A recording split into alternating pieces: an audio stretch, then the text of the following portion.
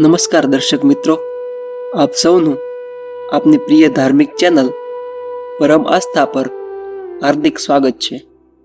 આજના વિડીયોમાં હું તમને એક નાનકડી પરંતુ ખૂબ જ પ્રેરણાદાયી વાત કહેવાનો છું। આપણે જીવનમાં ઘણી વખત ફરિયાદ કરતા હોઈએ છીએ કે ભગવાન મારી સાથે નથી, મને એકને જ દુઃખ આવે છે। જો તમે આ વાર્તા સાંભળશો તો તમને ખ્યાલ આવશે કે ભગવાન હર પળ હર હંમેશ સુખ હોય કે દુઃખ, જો શ્રદ્ધા હોય તો આપણી સાથે જ ચાલે છે। તો આવો સાંભળીએ એક નાનકડી પ્રેરણાદાયી વાર્તા। વાર્તાનું નામ છે ભગવાનની માયા। એક રાતે ભગવાનના એક ભક્તને સપનું આવ્યું। સપનામાં તે ઈશ્વરની સાથે રેતાળ દરિયા કિનારા પર ચાલતો હતો। આકાશમાં તેણે પોતાના જ વીતેલા જીવનના દ્રશ્યો જોયા અને એ દરેક દ્રશ્યમાં તેણે રેતીમાં પડેલા પગલાની બે જોડ જોઈ।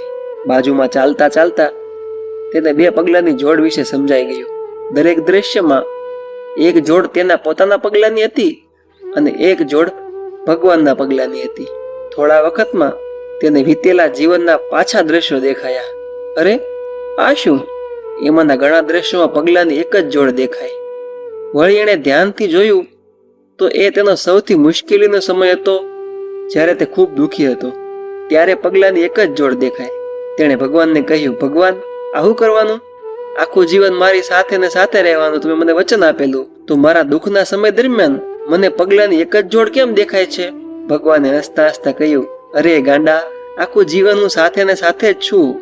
તારા મુશ્કેલીના સમયમાં જે પગલાની જોડ દેખાય છે તારી નથી, એ મારા પગલાની જોડ છે। એ વખતે મેં તને તેડી લીધેલો। તો સમજાયું મિત્રો?